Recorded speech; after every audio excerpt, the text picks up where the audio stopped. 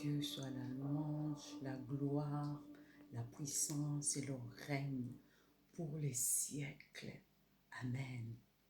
À cet agneau que nous célébrons tous les jours, pas spécialement aujourd'hui, mais aujourd'hui, nous célébrons, toi et moi, cette journée de victoire, de résurrection de notre Seigneur Jésus-Christ. Il n'est plus dans la tombe, mais il est mort et il est ressuscité. Et aujourd'hui, nous célébrons cet agneau qui est digne de recevoir notre louange, notre adoration, le règne pour toujours, parce qu'il a racheté par son sang tous les hommes, toutes les tribus, tout le peuple, toutes les langues et toutes les nations. Par son sang, il les a rachetés, il nous a rachetés. Donc, à lui soit la gloire. Comme il vit, moi et toi, croyons en lui, nous vivons aussi. Nous n'existons pas seulement, mais nous vivons. Et nous vivons parce qu'il vit. Donc, sur ça, je te dis, toi qui m'écoutes, joyeuse fête de Pâques, que sa puissance de résurrection continue à être active, continue à être vivante et se manifester dans différents domaines de ta vie. Et je suis heureuse et je suis contente de t'apporter une fois de plus cette parole d'encouragement, parce que j'ai reçu des paroles aussi d'encouragement pour ceux qui m'écoutent, ceux qui reçoivent mes messages. Alors, ça m'encourage aussi, ça m'édifie aussi à apporter davantage cette parole pour quelqu'un. Pour quelqu'un. Comme nous savons que Dieu parle tantôt d'une manière et tantôt d'une autre manière. Et ce soir, cet soir ou cet après-midi ou ce matin, je t'apporte cette parole d'encouragement pour te dire qu'il n'y a rien pour rien et que ce temps de confinement, c'est un message. C'est un message très fort pour chacun d'entre nous, soit grand, petit ou jeune ou enfant. C'est un message que Dieu vraiment nous adresse derrière cette pandémie, ce virus de coronavirus que nous voyons partout, qui fait des ravages, qui fait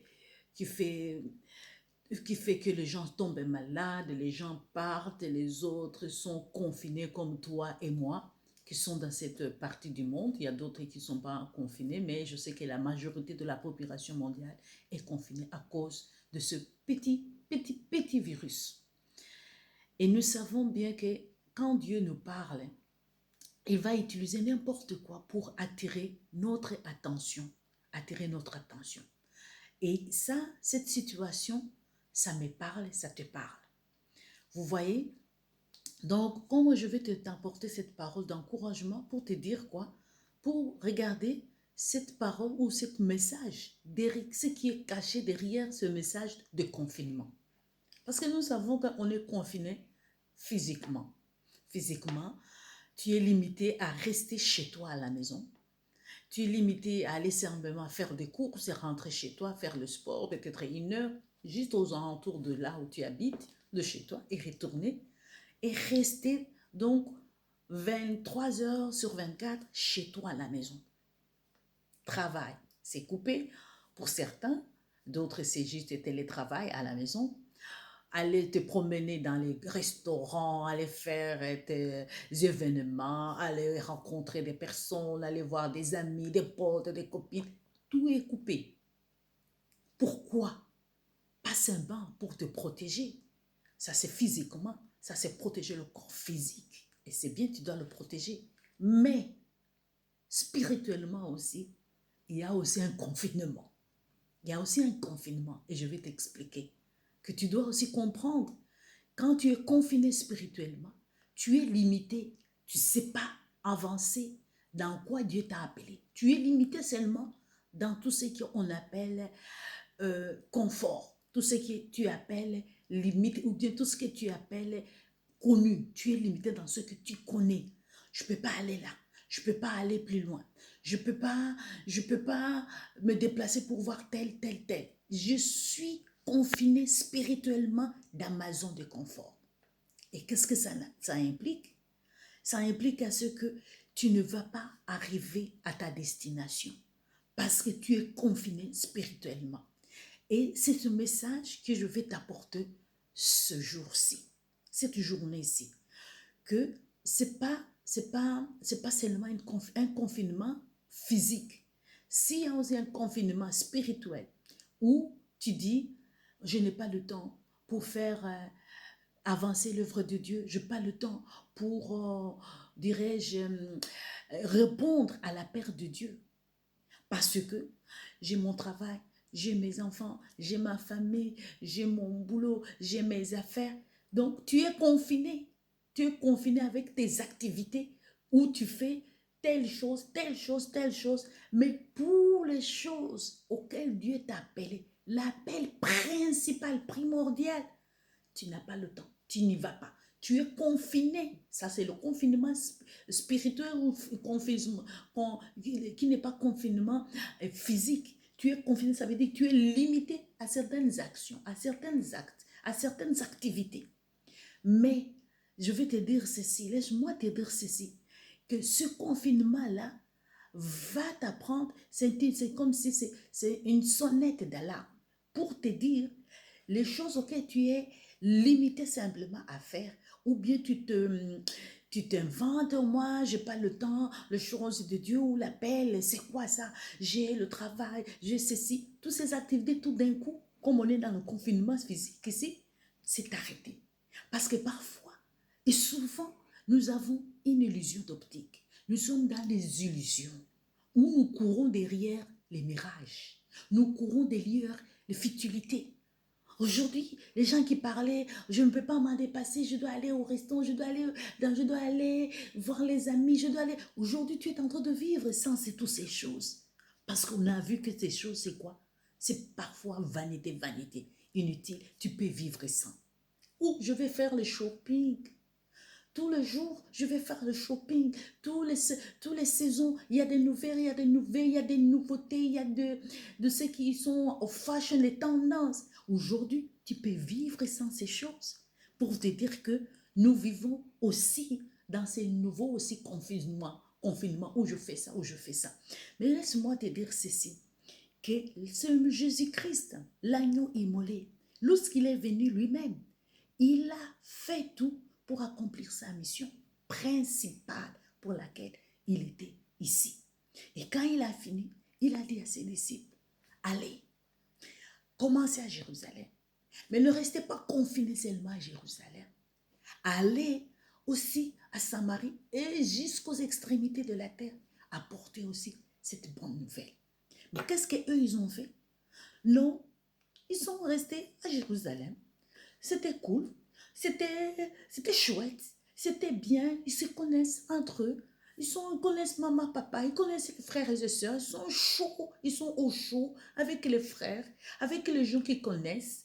Ils sont au chaud, ils sont très bien avec les méthodes qu'ils connaissent, avec les paroles qu'ils connaissent, avec tous les chants qu'ils connaissent, avec l'environnement qu'ils connaissent. Donc, ils sont bien confinés à Jérusalem. Et qu'est-ce qui s'est arrivé? Dieu a permis qu'il puisse y avoir une persécution.